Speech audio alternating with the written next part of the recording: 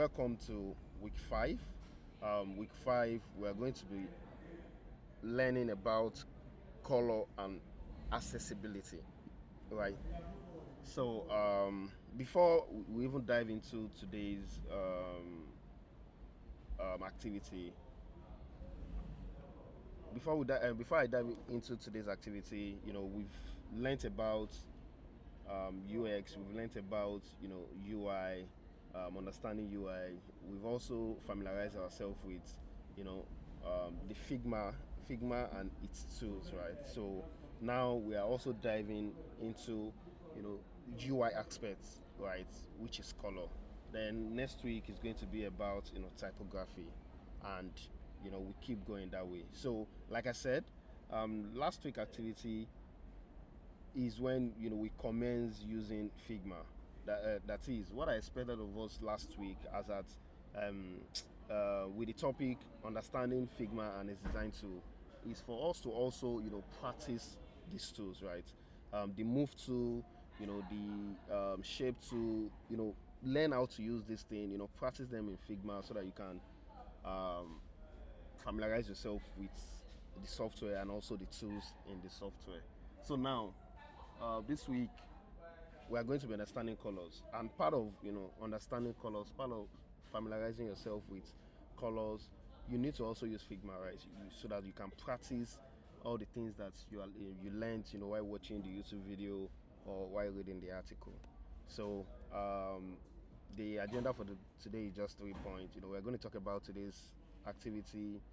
I'm going to share the resources in the channel and open the door for question and answer. Okay, so just like I said earlier, we are learning about color and accessibility, and I want us to take this particular class very, very serious, right? Because color is one of the components that you're going to be using every day in your design. Every day, as you can see on this screen, you can see that there is color there, right? So when you're designing, color is one of the things, and there are a lot of things you need to learn about color.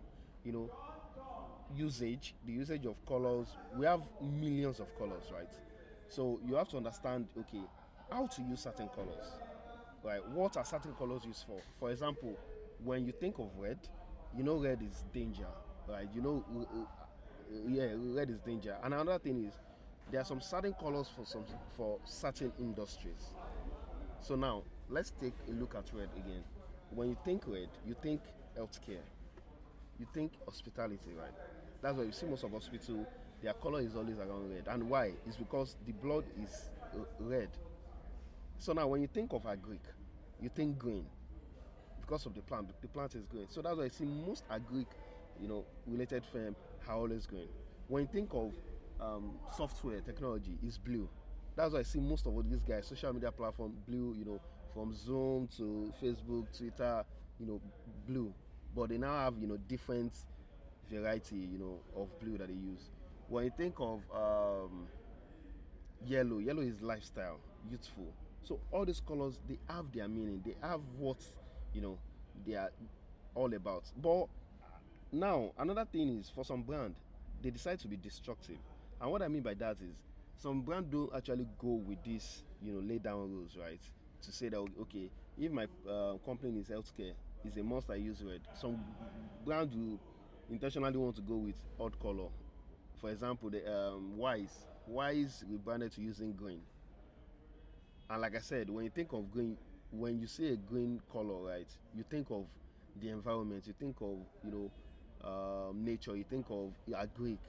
So why should a payment be using green? So you can, but most of the time, I can say 70% of brand, they go with colors that has to do with the industry they are, or that portrays the value that they have, right? Another example, look at royal blue. We all know that royal blue, you know, speaks luxury, right? So, also gold. So colors have their impact, they have their meaning, and they have, you should know how to pick a color, when you are working on a brand. Let's say, for example, you are in that decision to pick a color, so you should know how to, pick a color. So another part of color is color palette. So now, if we check some certain websites, we'll say that they combine, series of color. For example, Flutterwave is one of the best example. If you go to flutterwave.com on their website, or even in their logo, you'll see in their logo they use like series of colors. So those colors are part of their color palette. That is, whenever they are designing their product, they have to blend in, use mixture of those color, right? So, color palette is one.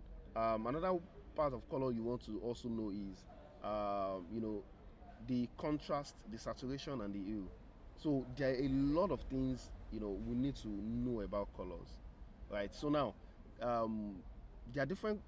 When you want to change color in Figma, there are different ways you can get the properties of the color. We have the HES code, we have the HSL, we have so many of them like that. So, and you need to understand how to use this thing, what are they for. So all of the resources, like I said, we are going to be learning how to use that and learn color, this week. And just like I've always said, like, all these things, 1 week is not 100%, it's not enough to learn all these things.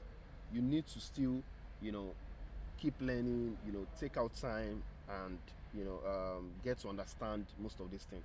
So now, the other part of this, what we are going to be learning or, getting familiarized with is accessibility. So before I go forward talking about, accessibility, I want to be sure that we can all hear me. Please, just in the live chat, you can just drop a message so that I know that you are following along.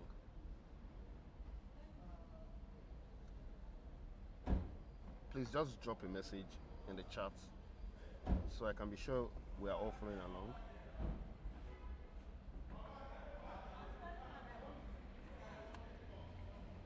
Hello? Okay. Thank you, Kwelumi. Thank you for that. All right. So, okay. So the next part of it is accessibility. So now, when you hear the word accessibility, I'm very sure most of us must have, heard of the word, right? But not in relation to design. So accessibility outside design is, for example, when you go to malls or when you go to public places, you see um, a passage, right, for people that are, physically that have physical that have disability, right? People on wheelchair or people on crutches, like where they can pass. So you see place that is accessibility. So that means that particular, mall or that particular, public, place made it inclusive for people with disability to be able to access the building and all of that. Now, let's now bring that to design. So when we're talking about accessibility in design, there are two major parts. So people that have people that that use wheelchair, right? You say that it has nothing in relation with design. Like, are they going to use wheelchair to use the app, or are they going to use the website, right? I know that's what some of us will be thinking. So now this is how accessibility is in relation to design. Now, part of accessibility is visual impaired. Part of accessibility, we have visual impaired, we have people that have hearing disorder, right? People that can't really hear things clearly, like they need to hear it several times. People that are blind. There are a lot of people under that category of accessibility. So now, the two parts that is very related to design is visually impaired. People that they can't see, the way they see color is very from the way another person that have a very good sight to see color. So now, if you look at the screen, you can see that the color here is sky blue. For someone that has visual, that is visual impaired, that can't see color clearly, this blue can be too bright. Like, it can be too sharp on the person's eye and won't allow the person to be able to read the content. So, the other part is text and people that have hearing issue. So now, I'll talk about the hearing issue before I now continue with the visual impaired. So if you use Twitter a lot, you notice that in Twitter, when you're about to post a picture or when you see any tweet of a picture, you see one thing that is called alt text. It's called alternative text. So that alt text, when you click on it, you see, the description. Maybe the person, describe more about that picture and all that. So now, for someone that has, hearing issue, right, that needs to, listen well, maybe they can't see well and just need to listen to, what is happening for them to understand. There is a function on all our phones, right? All our phones are accessibility inclusive, whereby, like, instead of reading, it can actually read out some of these things for you. So now for that image, that alt text is now what is going to read out to the user. So you can see. So now that's how to tackle, accessibility for images and all those things when it comes to hearing. So for visual, impaired, one of the ways um, we use design to solve that is contrast, right? Making sure the color, you know the color is not too sharp, making sure that when anybody wants to read it, when they see it, it's not going to hurt their eyes. Now, most of the time we focus on text based color. For example, look at this week's activity and the paragraphs that I added. So now you can see that when you read this, you can see that is anybody can read this, right?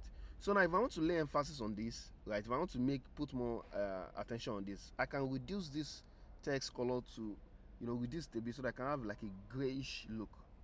But I need to make sure that it passes, and there are tools in which we use to measure if the color will pass accessibility.